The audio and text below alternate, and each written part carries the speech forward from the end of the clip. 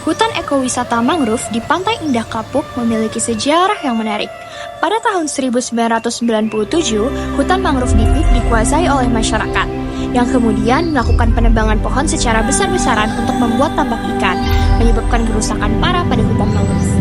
Akibat kerusakan ini, Kementerian Lingkungan Hidup dan Kehutanan (KLHK) memerintahkan untuk rehabilitasi hutan tersebut. Hutan mangrove Pik awalnya dikuasai oleh masyarakat, tetapi kemudian disediakan dan dikelola oleh pemerintah sebagai hutan wisata. Hutan mangrove di Pik memiliki luas sekitar 99,2 hektar dan berperan penting dalam menjaga keseimbangan ekosistem, seperti menahan lumpur, menjaga habitat biota laut, dan sebagai penghasil oksigen. Selain itu, hutan mangrove juga menjadi tujuan wisata yang sangat menarik, di mana pengunjung dapat belajar tentang flora dan fauna khas hutan mangrove, serta memiliki berbagai fasilitas rekreasi. Seiring dengan upaya menjaga kelestarian hutan mangrove, telah dilakukan berbagai kegiatan seperti penanaman mangrove, patroli, operasi pembersihan, dan kerjasama dengan berbagai pihak, termasuk masyarakat dan organisasi lingkungan.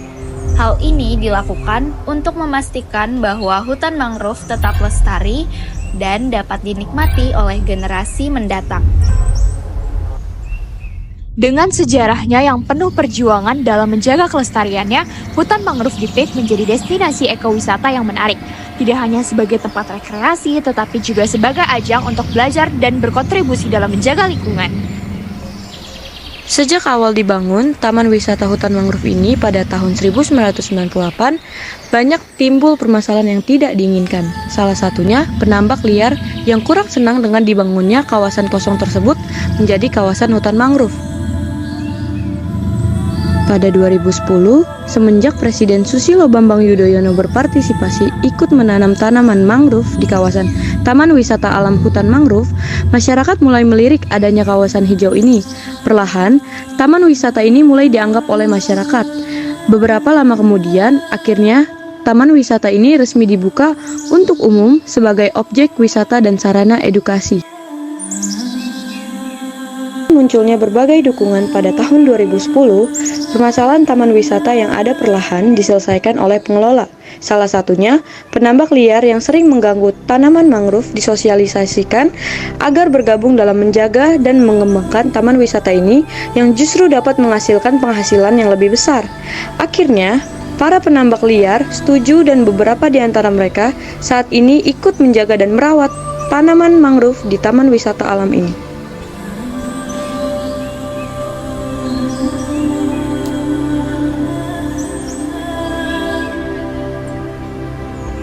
Setelah mulai berkembang dan dilirik oleh masyarakat, Taman Wisata Alam Hutan Mangrove mulai membangun fasilitas dan hiburan.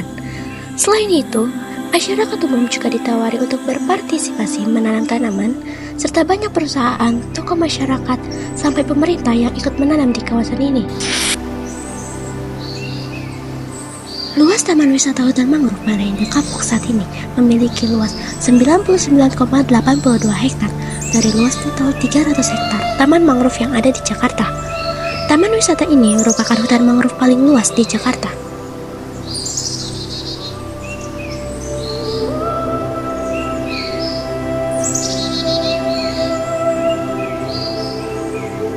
Saat ini sulit untuk mengembangkan taman wisata ini menjadi lebih luas lagi, karena kawasan Pantai Indah Kapuk telah padat dan ramai. Selain itu, meningkatkan fasilitas yang ada juga merupakan kendala bagi pengelola taman wisata ini. Kedua hal itu sulit dilakukan oleh pengelola, bukan karena tidak ada keinginan untuk pengembangan, melainkan kesulitan dalam hal pendanaan.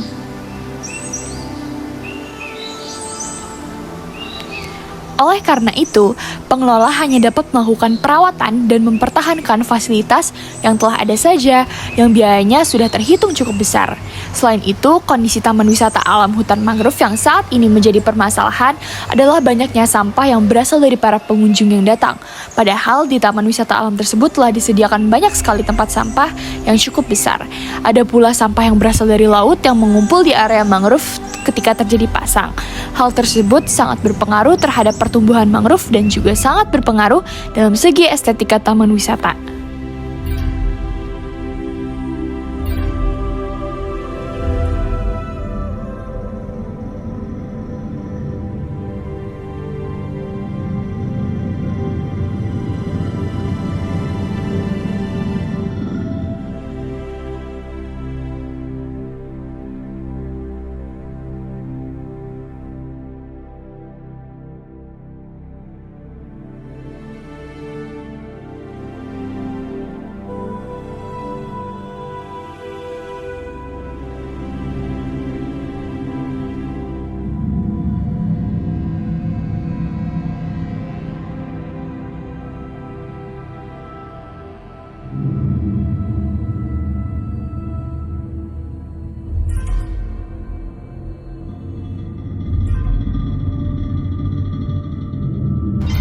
Sebagian besar hutan mangrove di Pantai Indah Kapuk sudah dikuasai oleh PT Mandara Permai, yaitu pengembang yang membangun kawasan pemukiman Pantai Indah Kapuk.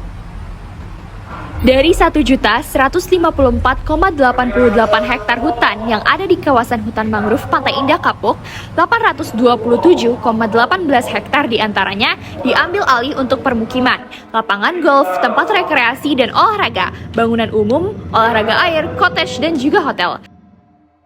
Menurut data Dinas Kehutanan Provinsi DKI, luas kawasan hutan yang dipertahankan tinggal 327,7 hektar, terdiri atas hutan lindung 44,76 hektar, hutan wisata 99,82 hektar, suakar marga satwa 25,02 hektar, kebun pembibitan 10,5 hektar, transmisi PLN 23,70 hektar, Cengkareng Drain 28,39 hektar, serta untuk keperluan jalan tol dan jalur hijau 95,50 hektar. Dapat dilihat dari diagram di atas ini.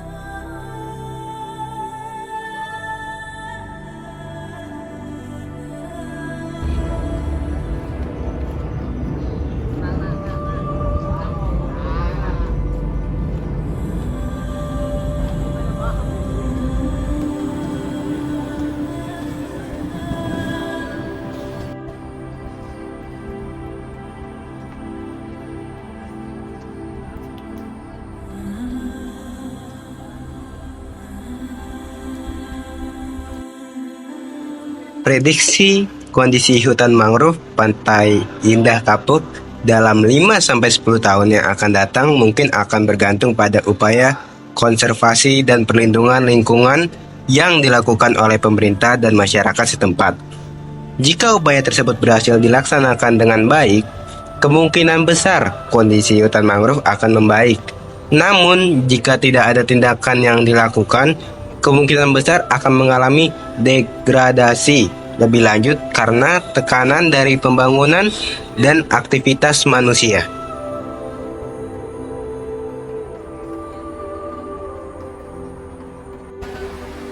Namun, melihat dari kondisi kota Jakarta yang semakin lama krisis akan adanya ketersediaan lahan untuk pembangunan, tidak menutup kemungkinan bahwa kawasan hutan mangrove akan terancam keberadaannya.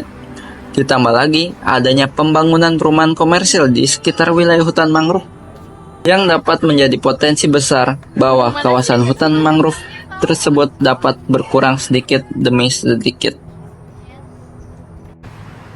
Oleh karena itu, perlu diadakan konservasi berkelanjutan dan upaya penanganan pemerintah dalam melestarikan kawasan dan kondisi hutan mangrove yang berada di Pantai Indah Kapuk, Jakarta.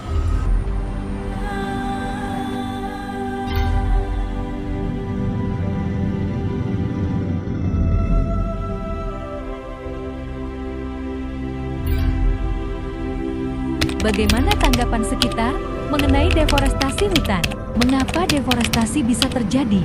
Pengurangan jumlah hutan, akibatnya banyak mungkin. Biasanya sih karena perbuatan illegal logging, pembakaran hutan. Jadi jumlah hutan yang tadinya mungkin luasnya lebih luas menjadi lebih sempit gara-gara perbuatan manusia tersebut atau oknum-oknum tertentu yang melakukan itu, deforestasi. Tapi juga tidak semuanya ulah manusia, bisa juga karena alam. Saya kayak kemarau yang panjang sekarang ini, ada titik-titik hotspot yang menimbulkan kebakaran hutan. Jadi faktornya tuh ada dua, bisa dari faktor dari alam itu sendiri dan dari faktor perbuatan manusia. Iya, perbuatan manusia. Tapi kebanyakan sih karena ulah manusia yang tidak bertanggung jawab itu tadi. Bagaimana cara mengatasi deforestasi hutan? Pertama sih ada regulasi yang tegas sih. Artinya aturan-aturan itu harus dilaksanakan dengan sanksi yang tegas. Kemudian kesadaran masyarakat. Kita coba tingkatkan yang namanya muatan apa namanya lokal kearifan lokal. Kearifan lokal itu kan banyak di daerah-daerah yang menjaga hutan. Ada aturan-aturan yang diterapkan secara moral agar masyarakat tidak boleh menebang hutan dan sebagainya. Walaupun kadang sanksinya itu agak mistis gitu. Jangan tebang ini, nanti yang punya hutan jadi marah gitu. Padahal sebetulnya intinya dia ingin menjaga hutan gitu dengan kearifan lokal tersebut. Nah itu perlu ditingkatkan kearifan lokal, kemudian sanksi hukum yang tegas, kemudian juga termasuk perusahaan yang melakukan pelanggaran itu ada sanksi, seperti contoh Singapura. Singapura itu kan ada perusahaan Indonesia yang memakai hutan Indonesia, tapi pelaksanaan dia karena mungkin ingin hemat secara ekonomis, nggak nebang tapi bakar. Sehingga otomatis menimbulkan asap yang luar biasa. Nah perusahaan tersebut diberi sanksi tegas oleh negara Singapura dengan produk-produknya yang di blacklist dan tidak boleh dibeli. Sehingga hal ini menjadi suatu titik jera bagi perusahaan yang melakukan pelanggaran.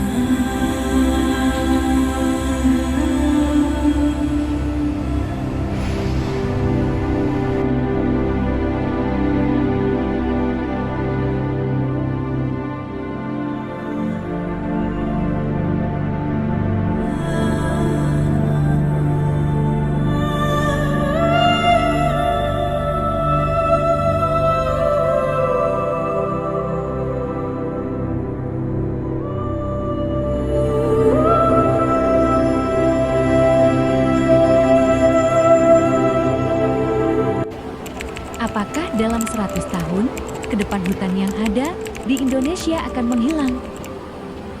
Tergantung dari tadi regulasinya tegas enggak, kemudian dia mampu nggak dengan jumlah penduduk ini, misalnya diatur.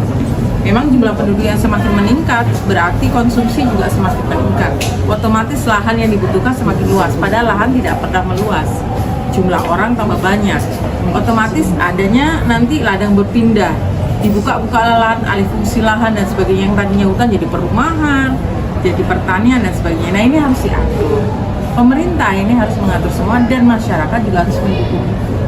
Makanya ya kembali lagi ke goodwill kita semua, termasuk goodwillnya pemerintah. Kalau masih ada hal-hal yang oknum-oknum yang melanggar ini yang harus dibersihkan.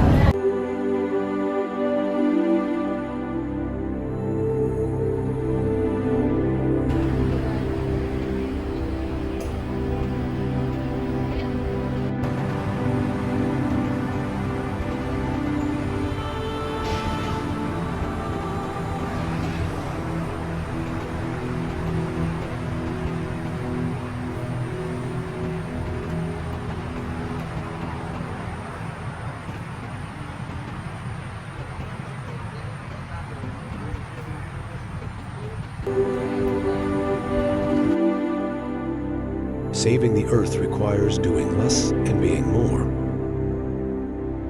Slow down, be still, let the earth breathe. Let's be like flowers on its soil. Let us be breathed by it.